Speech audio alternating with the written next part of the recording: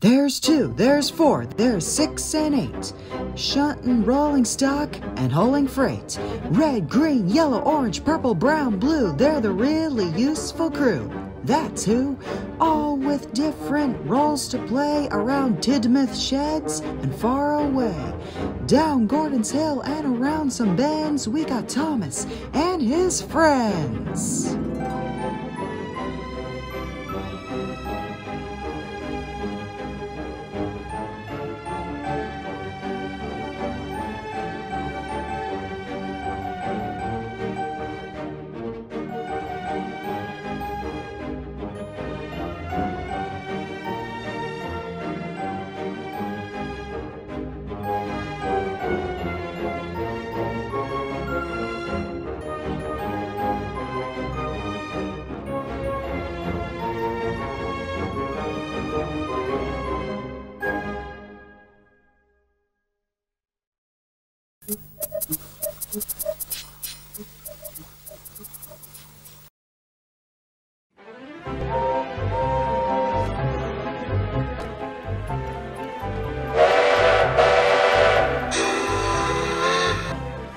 It was summertime on the island of Sodor.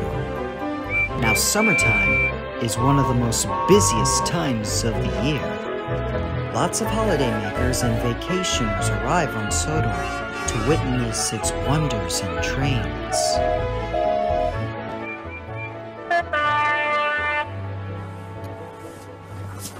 It was especially going to be busy at the Arlesdale Railway, who is currently run by Patton Clark.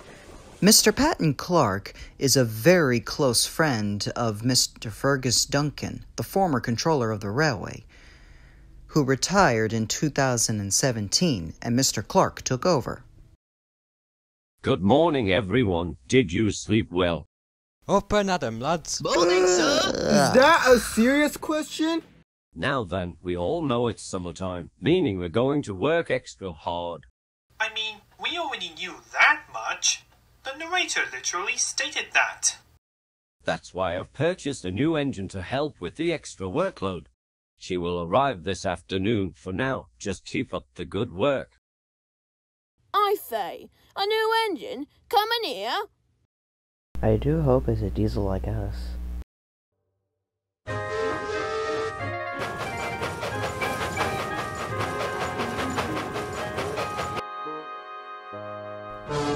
All day, the miniature engines worked hard, until when the afternoon arrived, the engines were introduced to the new engine.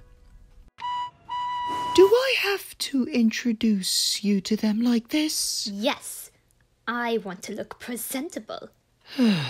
All right.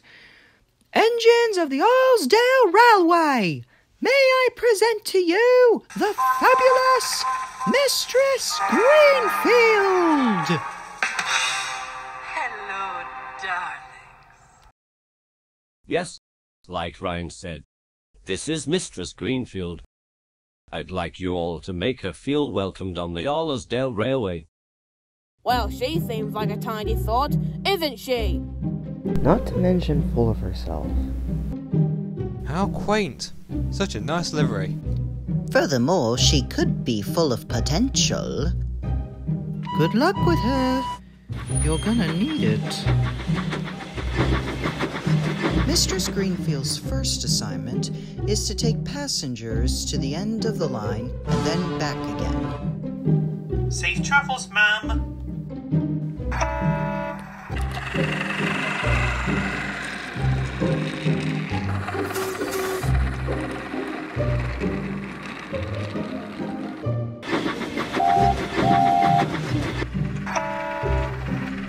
She purred along the line, witnessing the sights and sounds. The view of the sea's cool, but all these closed-in buildings are not my taste.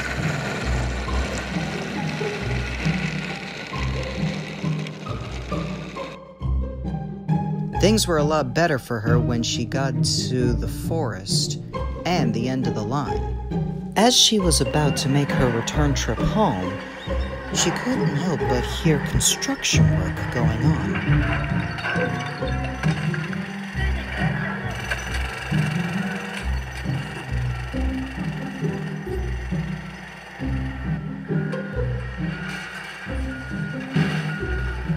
She was curious to know what it was, but her work had to come first.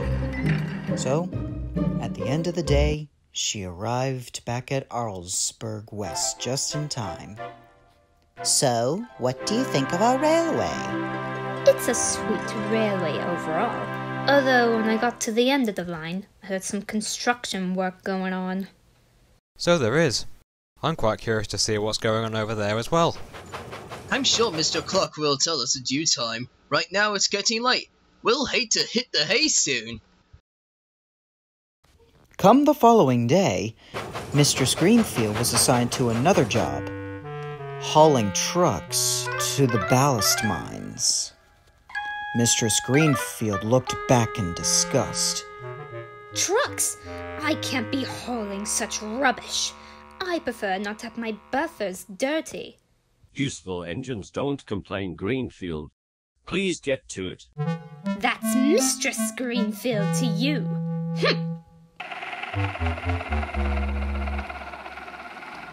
Well, that's a pity. We could have switched jobs. You know, Mike, it's funny. What is? You and Mistress Greenfield are like polar opposites. You enjoy goods work but hate passenger works, while Greenfield loves passenger work but hates goods. Oh, I do see the resemblance. Mike just groaned.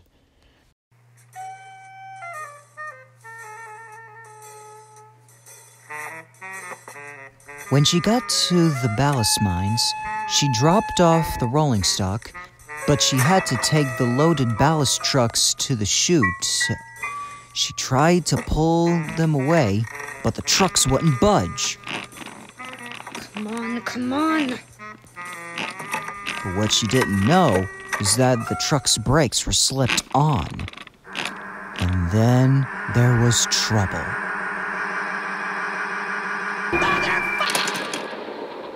The explosion has caused the mine to collapse and block the entrance, and some of the workmen were trapped.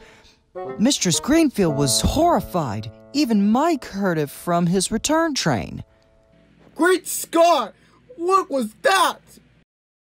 He saw Mistress Greenfield's dilemma. Greenfield? Hold on. He raced back to the Arlesdale West station and dropped off his coaches. Whoa, Mike, where's the fire? No time, Rex. There's trouble in the mine. He raced back to the mines as fast as his wheels would carry him. Figured that trouble would occur. Frank, would you quit breaking the fourth wall and let the story play out? Says the engine who broke the fourth wall at the end of the tit-for-tat adaptation. Exactly, a television adaptation. In the original story back at 67, there was no fourth wall break. Mike arrived at the scene and surveyed it carefully. Then he had an idea. If they could remove the trucks from the blockage, there should be an opening big enough for the workmen to escape. So Mike and Mistress Greenfield coupled up and pulled with all their might.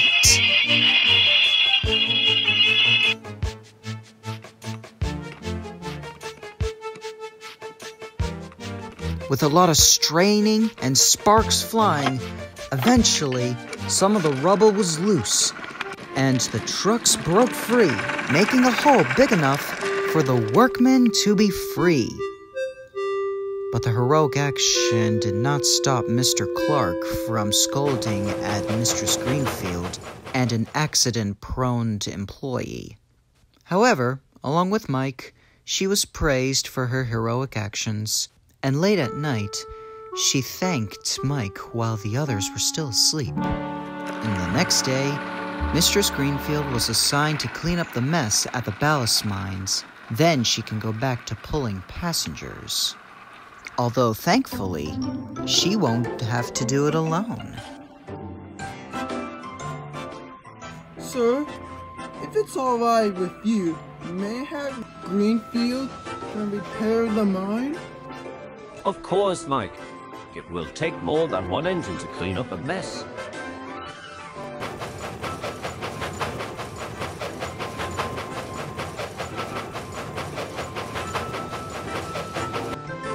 Looks like Frank's right. Mike and Mistress Greenfield will be good polar opposite pals.